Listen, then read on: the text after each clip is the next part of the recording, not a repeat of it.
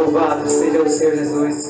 Eu te convido agora, você que pode se pôr de pé, se coloque de pé. Você pode olhar aí e dizer: essa mensagem,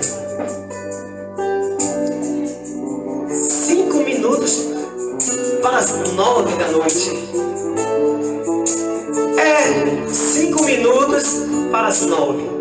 Aí você vai se perguntar: eu acho que eu vou para casa tarde hoje. Vou voltar para casa tarde hoje. Não, você não vai voltar para casa tarde. Você vai voltar para casa no tempo exato. Amém? Mas eu quero trazer um versículo aqui de Atos dos Apóstolos, capítulo 12. Vou trazer só uma reflexão para a minha e para a tua meditação. E não vou deixar você cansar, tá certo? De pé. Atos dos Apóstolos, capítulo 12. Aonde vai falar da prisão de quem? De Pedro, né? Vai falar da prisão de Pedro. Também vai falar do anjo que o Senhor envia até a prisão. Muitas das vezes olhamos para as coisas com os nossos olhos físicos, irmã Esmeralda, e olhamos assim e falamos: é impossível. De fato, muitas coisas acontecem que a gente olha e diz: poxa, eu não sei nem se isso aí tem jeito, meu missionário. Mas a própria palavra vai dizer que pode até ser impossível para o homem, mas é possível para Deus. A palavra de Deus em Atos dos Apóstolos, capítulo 12, versículo 5, vai falar o quê? Pedro, pois, era preso, guardado na prisão, mas a igreja fazia por ele. Podem sentar, igreja. Aleluias. Esse, sim, é o versículo chave desta palavra. Aonde muitos, irmã Esmeralda, meu Carlinhos Alcântara, olham, como eu falei, algo muitas das vezes impossível, mas possível para o nosso Deus. Jamais iriam imaginar que aquilo ia acontecer com Pedro. Ele ali na prisão, meu querido Zeca. Por quê? Porque no primeiro versículo vai dizer assim: por aquele mesmo tempo o rei Herodes estendeu as mãos sobre alguns da igreja para os maltratar, e matou a espada Tiago, irmão de João. Se ele matou Tiago, irmão de João, para ele não tinha importância se ele matasse mais um e mais um. Seria para o rei Herodes mais um nas costas dele, mais uma morte, independente de qualquer coisa. Ele não temia. Aí o versículo 3 vai dizer assim: e vendo que isso agradara aos judeus, continuou mandando prender também a Pedro. E eram os dias dos ázimos, uma festa. E havendo prendido, encerrou na prisão, entregando-o a quatro quarteirões de soldados, para que o guardassem, querendo apresentá-lo ao povo depois da Páscoa. Aí o versículo 5 você já leu, né, comigo, aí a gente pula para o 6. E quando Herodes estava para o fazer comparecer nessa mesma noite, estava Pedro dormindo. Por que Pedro estava dormindo? Foi açoitado, foi maltratado antes de ser preso. Aí levou ele até a prisão. Aí olhou como um discípulo, como um servo do Senhor, e disse: prende de tal forma para que ele não consiga de maneira alguma soltar. Daí você tira, meus amados irmãos, como é que foi a prisão de Pedro. 4 quarteiros, naquele tempo antigo, um quarteiro era 4 homens, soldados. Era 4 quarteiros, conta aí quantos não são, 4 quarteiros de 4 cada um. 16 soldados prendendo a Pedro, vigiando a Pedro, e ainda mais com as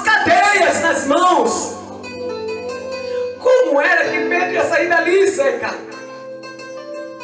Como era que o discípulo, meu irmão, ia sair daquela forma? Não tinha como aos olhos físicos, como eu falei. Aí a gente vai no seguinte versículo, que é o 6. E quando Herodes estava para o fazer comparecer, nessa mesma noite estava dormindo entre dois soldados, ligado com duas cadeias, e os guardas diante da sua porta guardavam a prisão.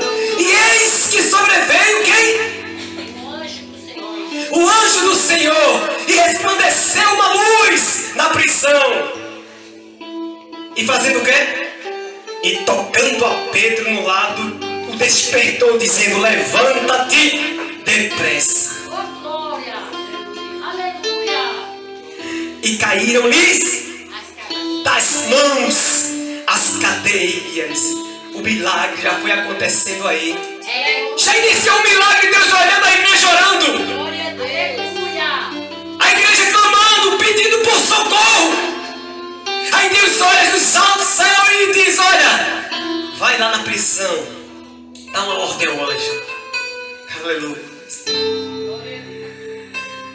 Tu queres um anjo ou tu queres o Senhor? Reflita, meus irmãos, reflita, minhas irmãs, que Deus, Ele não mudou. Ele é o mesmo ontem, hoje e eternamente. Ele é o mesmo, Ele é o mesmo, Ele é o mesmo. Qual a tua preocupação, achando que Ele mudou, que Ele não pode fazer, que Ele não pode agir nesta causa, nessa situação? Aleluia! Glória a Deus! E o anjo vai dizer assim: e disse-lhe o anjo: cinge-te e ata as tuas sandálias. E ele assim o fez. Disse-lhe mais: lança as costas da tua capa e segue-me. Aí o nome vai dizer assim: e saindo o seguia. E não sabia que era real o que estava sendo feito pelo anjo, mas cuidava que via alguma visão. Pedro achava que era uma visão, até mesmo um sonho, porque Pedro, aos olhos dele, ele via algo impossível de sair daquela prisão.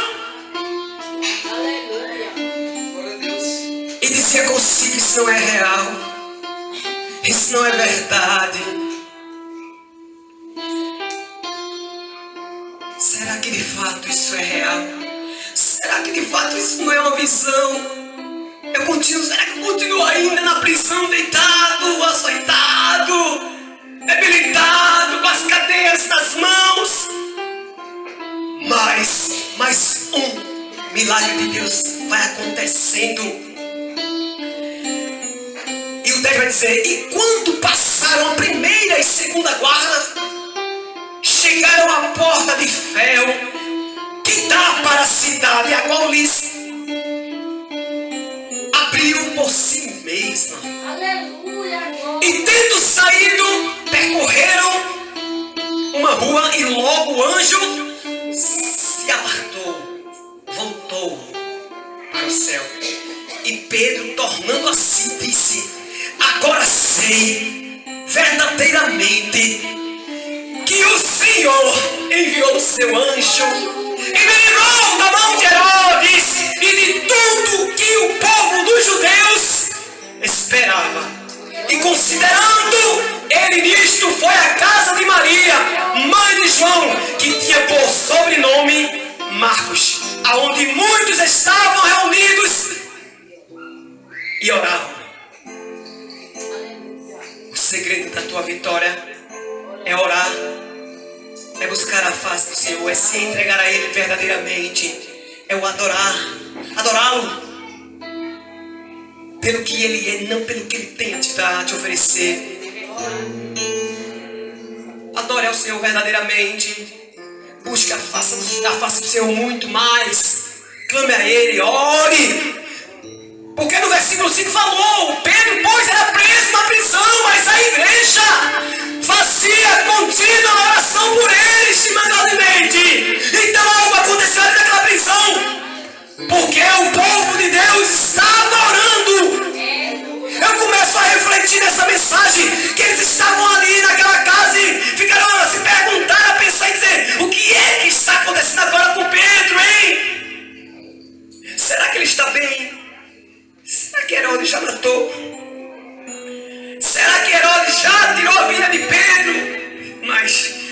nós não vamos cessar de orar. Nós vamos continuar orando. Aleluia. E no último versículo, no versículo 12 que eu li aqui, só a parte final ali diz assim: onde muitos estavam reunidos e oravam. Se eu confio, se eu acredito num Deus que sirvo, por que motivo eu irei duvidar dele? Por que motivo eu irei duvidar das promessas do Senhor na minha vida? Por que motivo eu irei murmurar por muitas das vezes não acontecer algo no meu tempo, onde é o tempo do Senhor? O tempo de Pedro morrer ia chegar, a gente sabe.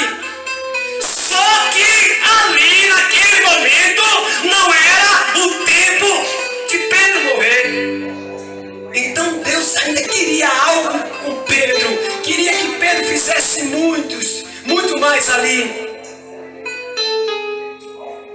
Pedro, homem bruto, quando teve um encontro com o Senhor ali naquele mar, ele olha para Pedro assim. E muitos não davam nada por Pedro, só um pescador e mais nada. Aí ele tem um encontro com Pedro assim. Pedro que acredita naquele barquinho, ou até fora mesmo já, ou até mesmo com a sua rede nas mãos. Aí Jesus tem um encontro com ele assim e diz: Pedro, vem, que eu te farei pescador de homens. Imediatamente, alguém abriu aquela porta quando Pedro bateu. O que me chama a atenção é que aquele povo estava orando a Deus, pedindo uma providência ao Senhor pela vida de Pedro. Sim ou não? Estavam orando, mas duvidaram. Duvidaram, Marcílio? Duvidaram. Porque nenhum daqueles que estavam orando abriu a porta. Quem abriu foi uma menina, uma criança. Aí quando ela abre, que corre imediatamente, primeiro que Pedro, né? Aí ela vai e avisa a esposa ali, aquele milagre que o Senhor fez. Olha, Pedro está aqui, ele está solto. Aí eles olham assim e dizem: cala a boca, menina. Para de falar isso, deixa de tua besteira. Daqui a pouco Pedro chega e começa a regozijar-se no Senhor com os irmãos e abraçar e ter aquela comunhão e dizer: Deus me livrou da prisão. Como foi, Pedro, que aconteceu isso? Foi assim, eu estava lá debilitado, eu estava deitado, eu estava dormindo porque eu não estava aguentando mais. O teu socorro, muitas das vezes você espera de alguém, de um homem, de uma mulher, às vezes até do teu melhor amigo, que tu diz que é amigo, mas o teu socorro melhor é o socorro do Senhor. É Ele que fez os céus e a terra. Não deixe de fazer o seu socorro, Senhor. Porque quando você faz alguém como teu socorro ao invés do Senhor, você deixa Ele em segundo plano. Mas coloque o Senhor no centro e diga: o Senhor está aqui. Eu quero o Senhor na frente de tudo que eu irei fazer. Porque se eu for, Senhor, na tua frente, nada vai dar certo, tudo vai dar errado. Mas quando eu colocar o Senhor na frente, eu sei que tudo vai dar certo. Não tire o Senhor do barco. Continua deixando o Senhor no barco, dizendo: Senhor, o barco vai virar para um lado, o barco vai virar para o outro,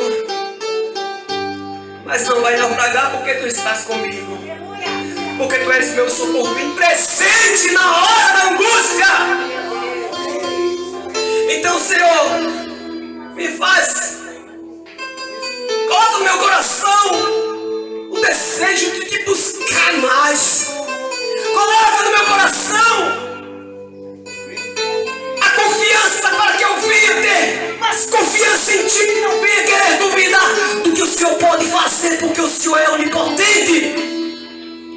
Senhor é Deus acima de todos os deuses. Não há outro Deus além do nosso Deus. Nem rocha nenhuma há como Ele, que Ele é santo, santo, santo. Ana se expressou dessa forma. Quando alguém o irritava, quando alguém era sua adversária, quando alguém maltratava por palavras, todavia Ana não deu ouvido. Ana deu ouvido à voz do Senhor. Eu posso até chorar amargamente como Ana chorou. Você pode chorar até amargamente como Pedro chorou quando negou Jesus 3 vezes. Você pode até chorar amargamente quando o rei Ezequias virou para a parede, que chorou amargamente. Você pode chorar, chore, mas chore perante a face do Senhor, porque o rei chorou diante do Senhor. E a resposta do Senhor, dele, do nosso Deus, chegou na vida do rei. E a resposta do Senhor chegou na vida de Ana. E a resposta do Senhor chegou na vida de Pedro. E a resposta do Senhor pode chegar na sua vida quando verdadeiramente você coloca o Senhor no centro.